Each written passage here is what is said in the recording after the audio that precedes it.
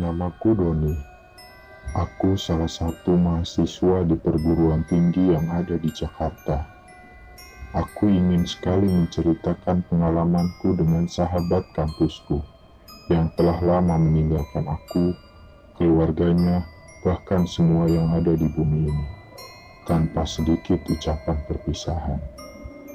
Aku memberanikan diri bercerita tentang temanku yang bernama Steve dan semua aktivitas yang tercatat di buku diarinya. Semoga Tuhan menguatkanmu, sahabatku, Steve. Lembaran pertama, aku akan menjadi Steve.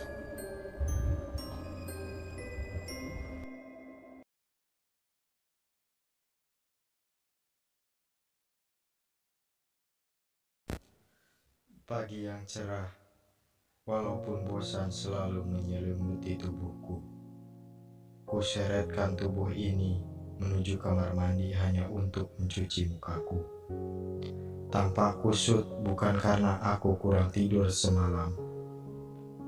Namun aku sedih akan ucapanmu, wahai perempuanku, di kala senja yang tanpa kata. Kau perempuanku, kau sakiti diriku, melebihi apa yang kurasakan selama ini. Tak tahukah kau bahwa aku sudah muak dengan kekosongan serta kebohongan dunia, bagaikan bangkai yang larut dalam lautan lepas. Sungguh pagi yang nestapa bagi hatiku yang lara. Senin, di pagi hari, aku menaiki Kopaja bobrok dengan supir yang tak ada budi sama sekali. Dilibasnya semua jalanan bagaikan sirkuit balap baginya.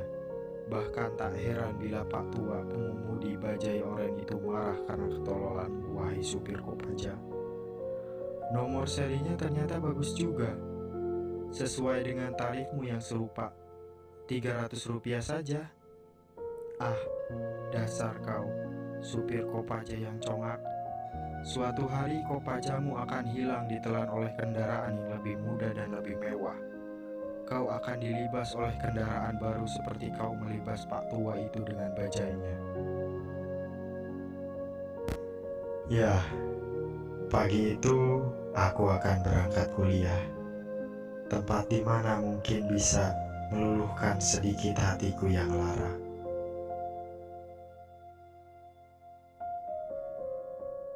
Selamat pagi, kamu ada kuliah matematika nggak pagi ini? Tanyaku pada perempuanku, penuh harap agar aku mendapatkan perhatiannya lagi. Lo kan dah tahu kalau gue ogah sama lo lagi. Sana pergi sana. Udah jam 8 tahu. Kagak usah cari-cari perhatian kayak gitu lagi. Ucapan perempuan pujaanku yang memalingkan muka masam dan pergi meninggalkanku. Kenapa semua orang yang aku sayangi menjauh dariku? Apakah karena sekarang aku cuma naik si biru oranye itu? Apakah sebesar itukah cintanya padaku? Apakah aku perlu naik mobil Corolla agar engkau, perempuanku, mau menyayangiku? Nestapa. Hey Steve, lo gak ikut ke Semeru? Kalau lo emang bisa ikut, nebeng doku gua aja nih. Hahaha, ucap Doni padaku penuh harap. Gua udah kagak ada doku, Bung. Udah miskin kayak lolo pada. Bokap gua udah ninggalin kita semua sekeluarga, jawabku pada Doni. Apa lo kata, Bung? Bukannya lo anak orang kaya 7 turunan? Turunan kali. Hehehe. Maaf, gue tahu kok lo udah miskin. Tapi tenang teman, lo masih punya Doni yang super kaya ini sebagai temanmu. Hahaha, ucap Doni seperti biasa, riang dan selalu menenangkanku.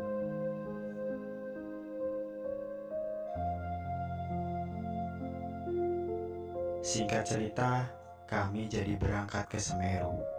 Kami berangkat bukan berdua saja, masih ada 4 orang lagi.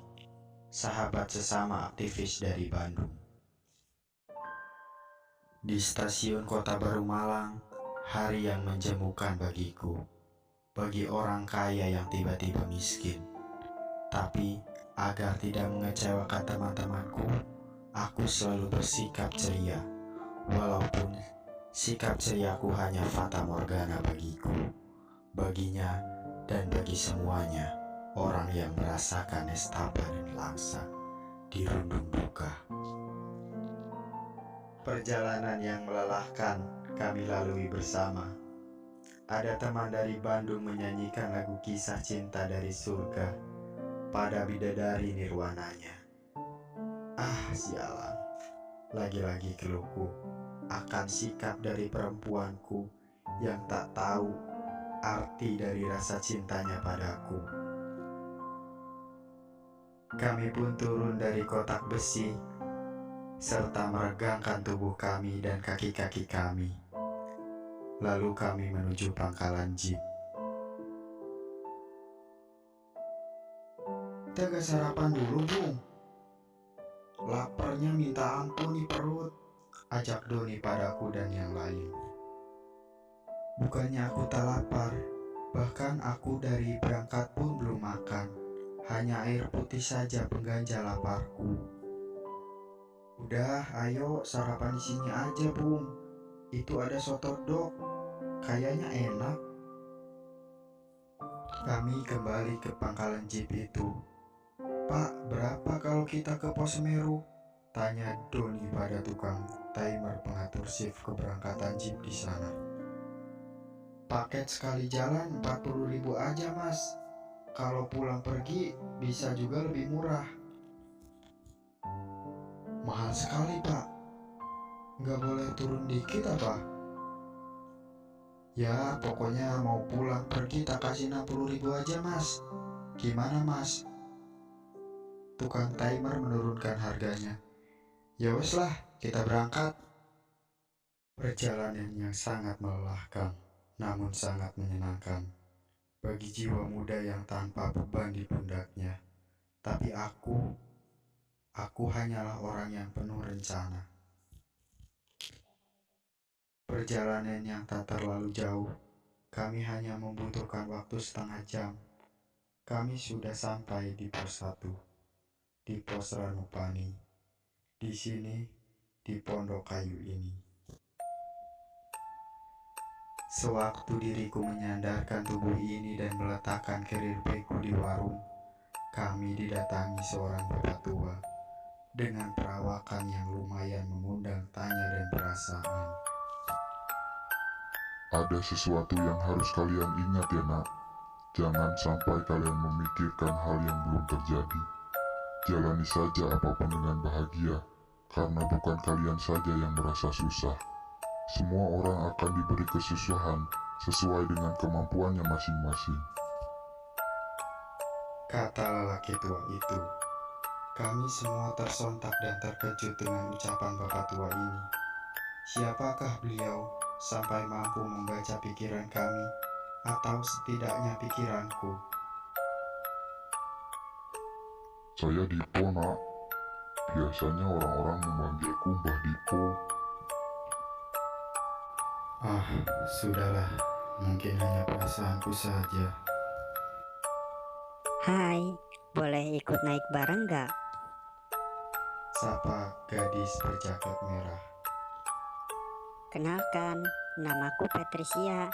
Aku dari Semarang. Namaku Doni. Ini temanku Steve. Dan yang 4 itu para... mereka gak penting kau kenal. Hahaha. Ucap Doni seakan tak rela kalau dia dapat saingan dari kami. Kita teruskan perjalanan. Keburu gelap nih, ucap teman kami yang dari Bandung. Kenapa lo diam aja dari tadi woi? Gak mau ngobrol apa sama bidadari di belakang gue ini? Hahaha, canda Doni padaku. Iya. Memang lagi mikirin siapa sih, Mas? Dari tadi emang kayak kurang suka gitu sama aku. Enggak kok mbak, enggak. Gue asik-asik aja kok. Singkat cerita, kami sampai di Rangkumbolo. Buku diari Steve sudah tak ada catatan lagi. Namun aku bisa menceritakan apa yang kami lakukan di Rangkumbolo dan selanjutnya.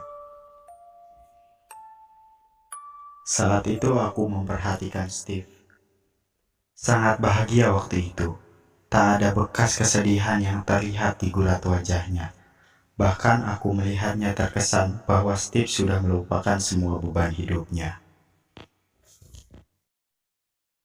Maaf Steve, maafkan temanmu ini yang akan membuka diarimu. Teman yang akan selalu mengenangmu, akan keberadaanmu sebagai salah satu pengagum Mahameru, sang raja Gunung Jawa. Tiba-tiba Steve bilang gini, "Ayo kita teruskan perjalanan kita, Bung. Sepertinya sudah dekat nih." Aku memang belum pernah mendaki Semeru, tapi aku tahu kalau puncak itu masih jauh.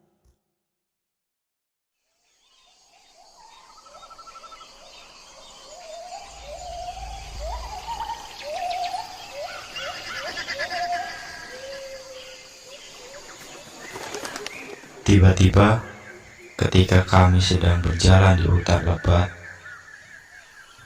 "Si Steve di mana, Bung?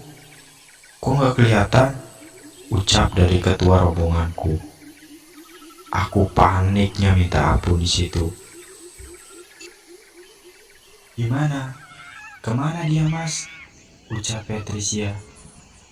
"Padahal tadi masih ada di belakangku, Mas." Tenang, aku akan berusaha mencari cara agar kita bisa bertemu dengan Steve, ucap seseorang yang mengagetkan kami. "Suko, nama saya Suko.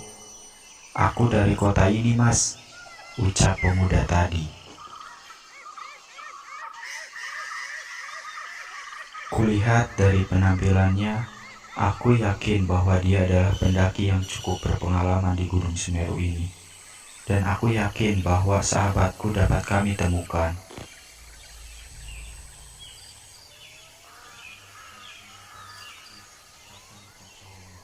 Agar hati ini dapat sedikit merasa bahagia atas kicauan indah bersama ditemukannya sahabatku, Steve.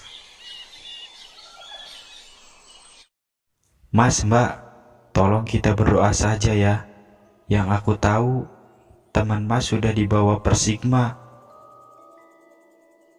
"Woi, jangan asal bicara kamu. Mencari saja belum kamu lakukan, kok sudah berani kamu bilang teman kami? Apa yang tadi kau ucapkan tadi?" "Begini Mas, kita harus selalu berdoa. Bukankah berdoa itu bagus buat kita semua? Dan bagi teman Mas yang hilang di Kalimati itu," ucap si Suko kembali aneh. "Sudah, lebih baik kita mendirikan tenda di sini saja dulu. Hari sudah gelap." "Ada rombongan dari bawah, Mas. Tolong tidak usah dihiraukan dan disapa ya." Di saat itu juga terdengar longlongan anjing. Tiba-tiba terdengar suara langkah kaki yang begitu banyak. Coba aku tengok ke arah bawah. Sekitar ada 15 orang. Sontak aku terkejut apa yang aku lihat. Mereka membawa Steve.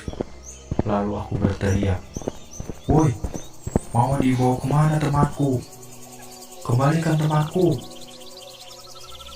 "Sudah, biarkan Mas. Mereka bukan golongan kita. Mereka adalah golongan jin. Lebih baik besok kita cari Steve di Kalimati itu."